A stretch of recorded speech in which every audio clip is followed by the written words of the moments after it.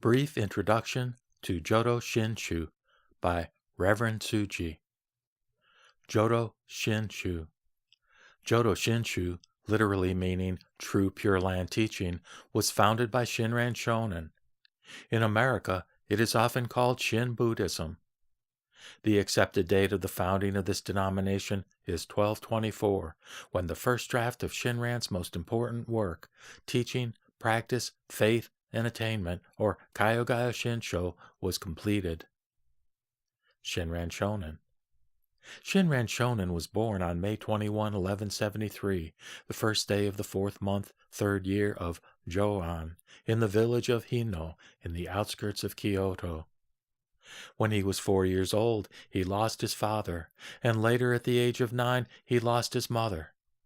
Thus, orphaned at an early age, the boy entered the priesthood on Mount Hai, which was then the center of Buddhist learning.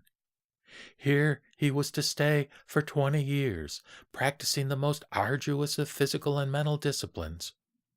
The principal teaching of the monasteries emphasized the purification of the self for the attainment of enlightenment. Never did a young priest apply himself so wholeheartedly to all the disciplines. He soon became renowned for his scholarship and could have easily become head of one of the larger monasteries, but he was neither interested in position nor in the pursuit of knowledge. His main concern was enlightenment. After 2 decades on Mount Hai, Shinran Shonin came to the sober realization that enlightenment was impossible for the common man. The disciplines on Mount Hai made him acutely conscious of his own human weaknesses. His life was finite, his knowledge incomplete, and his capacity for perfect goodness limited. Upon meditation, he discovered that in all his activities he was essentially motivated by the 3 poisons of greed, anger, and ignorance. In this state of mental anguish, Shinran Shonin renounced the life on Mount Hai. His descent from this mountain was the turning point in his religious pursuit. Shortly thereafter, he met a kindly priest, Honin, who taught a simple faith in Amida Buddha and that recitation of the Nembutsu as a way of religious fulfillment. Honin Shonin brought Shinran face to face with Amida's infinite wisdom and compassion. For the first time in his life, Shinran found inner peace in the faith that Amida Buddha was primarily concerned with such a person as he. The Buddhist life, he realized, could be lived by the man in the street without confinement in a monastery. The gate to life's meaning was now open to all, and thousands of people flocked to hear and accept the hopeful message of the Nembutsu. The powerful monastic orders, however, feared a weakening of their long-established tradition and prestige and convinced the imperial court to banish Honin and Shinran. But the spiritual energy of the Nembutsu had been unleashed. The teaching soon gathered momentum as it spread from person to person and from village to village. Especially during his years in exile, Shinran personally met with countless persons to awaken their faith in Amida Buddha. Shinran finally settled in Inada and there completed the first draft of the Teaching, Practice, Faith, and Attainment in 1224. In 1232, when he was 59, he returned to Kyoto. During the intervening years until his death, he wrote many books, which are read and studied even today. He died on January 16, 1262, 28th day of 11th month, 2nd year of Kocho. Teaching, Practice, Faith, and Attainment. Shinran Shonin never claimed that he was founding a new religion. He was merely stating the true purpose of Sakyamuni's advent on earth, which was to awaken mankind to the wisdom and compassion of Amida Buddha. After Sakyamuni's nirvana, 7 patriarchs transmitted the heart of Amida Buddha over the centuries. They were Nagarjuna and Vasubandhu in India, Danren, Doshaku, and Zendo in China, and Genshin and Honin in Japan. In his teaching, Practice, Faith, and Attainment, Shinran Shonin quoted from the writings of these patriarchs to support his faith in Amida Buddha. The Three Sutras. From the voluminous Buddhist Tripitaka, Shinran Shonin selected the following 3 sutras that bring us directly to the heart of Amida Buddha. 1. The larger sutra on the eternal life. In this sutra, Sakyamuni tells the Sangha about Amida Buddha.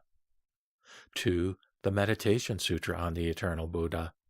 This sutra shows the actual case of a woman who finds salvation through Amida Buddha. And 3. The smaller sutra on Amida Buddha. This sutra describes the beauty of the Pure Land and extols the virtues of Amida Buddha. The threefold body of Buddha. Trikaya, meaning 3 bodies, are not 3 separate bodies, but 3 aspects of the one body of Buddhahood. Buddha as Dharmakaya, or body of truth, resides in everything. The Dharmakaya is impersonal law, principle, ultimate reality, the truth of the universe. It is indescribable and inexpressible. The Buddha as Sambhogakaya, or accommodated body, is personal and appears before our religious awareness as Amida Buddha of wisdom and compassion. Buddha as Nirmanakaya, or manifested body, refers to the historical Buddha who appeared on earth as Sakyamuni 2,500 years ago. In Jodo Shinshu, the object of worship is Amida Buddha. Amida is depicted artistically as an active Buddha in a standing position, hands held up in a gesture of bestowing blessings on all beings and leaning slightly forward, symbolizing the eternal activity of wisdom and compassion. The primal vow of Amida Buddha promises universal enlightenment for all beings. In all the religions of the world, there is no vow that has such a sweeping power, promising hope and life's fulfillment to all human beings as well as all living things. The all-compassionate activity of Amida Buddha will never cease so long as beings are lost, forlorn, suffering, or wandering in a meaningless existence. Name. The name is Namu Amida Butsu, literally meaning, I place my faith in Amida Buddha. The power of universal salvation, consummated by Amida, is embodied in this sacred name, which is easy to keep in our minds as well as easy to recite. Amida Buddha communicates with us through his name. The name has 3 separate aspects. Its substance is perfect virtue and ultimate value, which Amida Buddha was able to perfect on our behalf. It possesses the absolute power to save all sentient beings. Its form is twofold. It is Amida's voice calling to us, and at the same time it is our vocal response to his call. Its meaning is the actualization of our salvation and complete assurance of our enlightenment. Thus, wherever there is Namu Amida Butsu, there is Amida Buddha, and wherever there is Amida Buddha, there is Namu Amida Butsu. Faith. When we truly hear the name, faith is awakened in our hearts. Hearing the name is not merely hearing the sounds of Namu Amida Butsu, but hearing Amida Buddha with our whole being, calling to us throughout timeless time. Thus, when we hear Amida's voice in our innermost being, faith is awakened. We now realize that this faith itself, and even the power to awaken it, is a gift from Amida Buddha. Faith completes our oneness with Amida and is the true cause of our enlightenment. Recitation of the name. The awakening of faith naturally prompts a response to Amida Buddha. This is the Nembutsu of gratitude to Amida Buddha for salvation that is assured. Those who recite the Nembutsu in faith have attained the, quote, ranks of the truly assured. Such persons live the life of Nembutsu. Pure Land. Absolute enlightenment is attained in the Pure Land after death, when all the finite limited qualities of the physical being are extinct. While the human weaknesses of greed, anger, and ignorance are still functioning, the perfection of personality is an impossibility. Birth in the Pure Land means becoming a Buddha and achieving perfect oneness with Amida Buddha. We are thus identified totally with Amida's wisdom and compassion. This oneness is not a static end in itself, for true wisdom compassion is an active, moving, spiritual force. So long as there is suffering and ignorance in the universe, the power of compassion will never cease its work of mercy. Thus we, who become one with Amida Buddha in the Pure Land, will return repeatedly to this shore of suffering for the salvation of all beings. Shinran Shonin said, quote, "Though I, my life having run its course, return to the Pure Land of eternal rest, come back shall I to earth again and again, just as the waves of Wakanaura Bay. When alone you rejoice in the sacred teachings, believe that there are two. And when there are two to rejoice, believe that there are three. That other shall be Shinran." Close quote. The Pure Land idea is the culmination of the teaching of compassion and wisdom. The purpose of life. While the ultimate objective of life in Jodo Shinshu lies in the achievement of Buddhahood, life's immediate purpose is realized in the awakening of faith.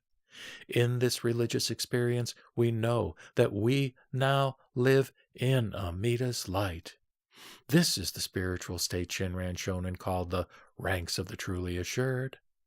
The recitation of the Nembutsu, Namu Amida Butsu, flows naturally and clearly as waters from a mountain spring. The life of faith has achieved a high level of internal organization. It will have developed the wisdom and the insight to understand the changing circumstances of life. Even under adverse conditions, a man or woman of faith will be strong because his or her inner conviction is strong. He or she has gained a new vision and dimension in life. Because his or her spiritual roots reach down into the compassion of Amida Buddha, his or her taste of life is inexpressively sensitive.